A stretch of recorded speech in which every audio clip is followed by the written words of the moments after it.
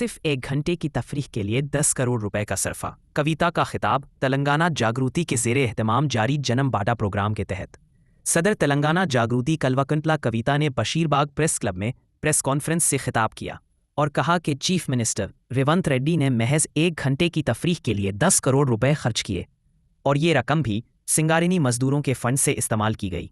उन्होंने सवाल किया कि इस फुटबॉल मैच से तेलंगाना के अवाम को आखिर क्या फ़ायदा हासिल हुआ।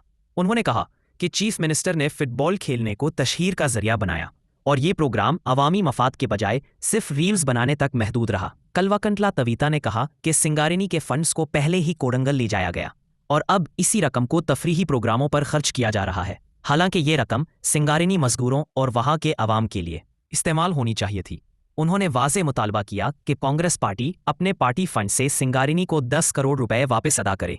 उन्होंने ये भी कहा कि अगर माजी में केसीआर की हुकूमत में इस नौयत के अखराजात हुए हैं तो उन पर भी जवाब तलबी होनी चाहिए। जय तेलंगाना।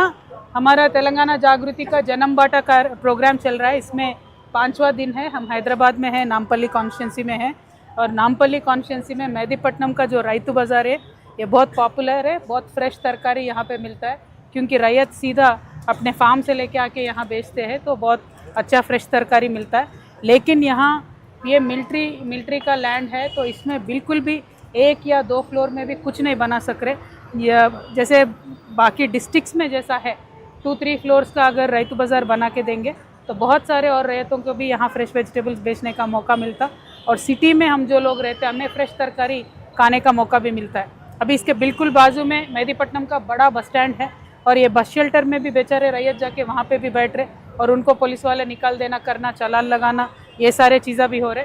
और जहाँ पार्किंग के करके एक 4 व्हीलर गाड़ी यहाँ रुक के शॉपिंग नहीं कर सकता, सिर्फ बाइक रुक के शॉपिंग करना पड़ता, तो इस वजह से भी मार्केट बहुत डल चल रहा है। तो मार्केट को और ज़्यादा चलाने के लिए, लोगों को फ्रेश तरकारी अवेलेबल करने के लिए भी इम्पॉर्टेंट है इस लैंड को मिलिट्री से ले लीजिए। बोर्ड लगाइए, पहले तो बोर्ड भी नहीं है रैतु बाज़ार का यहाँ पे, और छोटा रिपेयर के लिए भी मिलिट्री वाले ऑब्जेक्शन कर रहे हैं। बाथरूम वगैरह भी साफ़ सुथरे नहीं है, तो बहुत दिक्कत है यहाँ पे।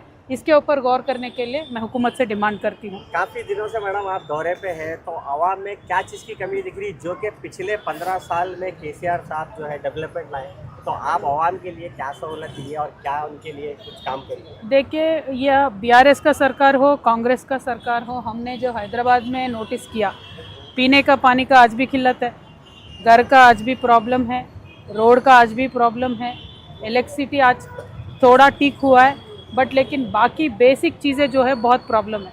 अब बसेस पहले ज़्यादा थे, अब आधा हो गए, और बाइक बढ़ गए, ट्रैफिक बढ़ गया, लेकिन रोड उतना ही साइज़ में है। तो सारे लोगों के लिए जो हैदराबाद में है, जो महंगाई बढ़ गई उसके हिसाब से ना किराए दे पा रहे, ना कोई नया नौकरी भी मिल पा रहा है। तो लाइफस्टाइल में कुछ बदलाव नहीं आया, रश बढ़ गया, पॉपुलेशन बढ़ गया, उसके हिसाब से फैसिलिटीज़ नहीं बढ़े, तो वो बढ़ाने के लिए मैं कोशिश करूँगी। स्पेशली सबसे इम्पॉर्टेंट है साफ़ सुथरा पानी, साफ़ ड्रेनेज, ये दोनों हैं, तो बाकी चीज़ अपने आप कर सकते। कल जैसे कि आप दौरे पे थे मैडम बहादुरपुरा, तकरीबन ओल्ड सिटी के एरिया में, तो वहाँ पर हैदरा को लेके काफ़ी आवाम परेशान है। हैदराबाद में 15 साल में अब तक ये हैदरा का मुद्दा नहीं उठा था। ये सरकार जो है हैदरा को लेके काफ़ी गरीब आवाम और काफ़ी लोगों के घर टूटे गए, दुकानें टूटे गए, उसके बारे में आपका क्या? देखिए, हाइड्रा जो है सिर्फ बड़े लोगों के लिए है, छोटे लोगों के लिए नहीं है हाइड्रा। और जब छोटे लोग जो भी मूसी के किनारे है, जहाँ कहीं पे घर बना लिए क्योंकि उनके पास कोई और चारा नहीं है, पहले उसको तोड़ के निकाल दे रहे। लेकिन बड़े बड़े लोग जो पूरा नाला को, पूरे तालाब को कब्जा करके विला प्रोजेक्ट बना के एक विला 5 करोड़ 10 करोड़ में बेच रहे, उनको तो कुछ नहीं बोल रहे। हम जो हमारे दौरे में इतने प्रोजेक्ट्स हाईलाइट किए जहाँ बड़े लोगों ने कब्जा किया, हाइड्रा नहीं जाती वहाँ पे, सिर्फ छोटे छोटे लोगों पे जा रही है। और हाइड्रा से मैं हमेशा यही भी डिमांड करते आई हूँ, अगर कोई गरीब आदमी कुछ भी छोटा 100 गज़ का, 50 गज़ का कुछ प्लॉट ले रहा है, रजिस्ट्रेशन कर रहा है, तो आप एक सर्टिफिकेशन दे दो कि अपना हाइड्रा में नहीं है बोल के। वो नहीं करते, बनाने के बावजूद आके ये कर लेते। और अनफॉर्चुनेट थिंग ये है, तो चंद गरीब लोग धोखे से भी खरीद लिए ऐसे लैंड्स, डबल ट्रिपल रजिस्ट्रेशन हो गया। अब उन्होंने क्या करना? उनके लिए तो सरकार कुछ ना कुछ राह दिखाना, वो राहत नहीं दे रहे। हाइड्रा हमेशा, जहाँ तक मैंने देखा है, बड़े लोगों की खिदमत में है, गरीब लोगों के फेवर में नहीं है। अभी आवाम के बीच में रहकर आप कितने दिन अभी और दौरे करेंगे और क्या क्या उनके लिए? अब हमारा तो ज़िंदगी भर का दौरा है भाई, ये तो निकला वो करते रहेंगे। लेकिन फ़िलहाल ये जन्म बाटा का जो प्रोग्राम है, ये तो फरवरी 16-17 तक चलेगा। आज हैदराबाद में लास्ट डे, अभी गोशा महल में जाना है, वो लास्ट प्रोग्राम है। उसके बाद फिर ब्रेक लेके कोत्तागुडम पूरे अभी अर्थाफ में करते जाएंगे आपकी दौरे। पहले की सरकार में आपकी सरकार में चेंजेस क्या दिखे मैडम? जैसे कि आप दौरे कई दिनों से हैं, तो आपको क्या दिखे थोड़े से दौरे? अब क्या बताए साहब, पहले सरकार के जो पार्टी थी वो हमारी पार्टी थी, लेकिन वो हमें निकाल के बाहर फेंक दिए, तो उसके बाद हम क्या कहना क्या नहीं कहना समझ में नहीं आ रहा है। दूसरी बात, पहले सरकार ने कोशिश किया काम करने के लिए, डेफिनेटली बहुत अच्छा वेलफेयर करे, 40 लाख लोगों के लिए पेंशन वगैरह देना कोई मामूली बात नहीं है, लेकिन उसके ऊपर जो परमानेंट काम करने थे, जैसे परमानेंट मूसी का सोल्यूशन लाना था, परमानेंट रोड्स के लिए ट्रैफिक के लिए सोल्यूशन लाना था, दरों का सबसे ज़्यादा इम्पोर्टेंस था, वो नहीं दे पाए।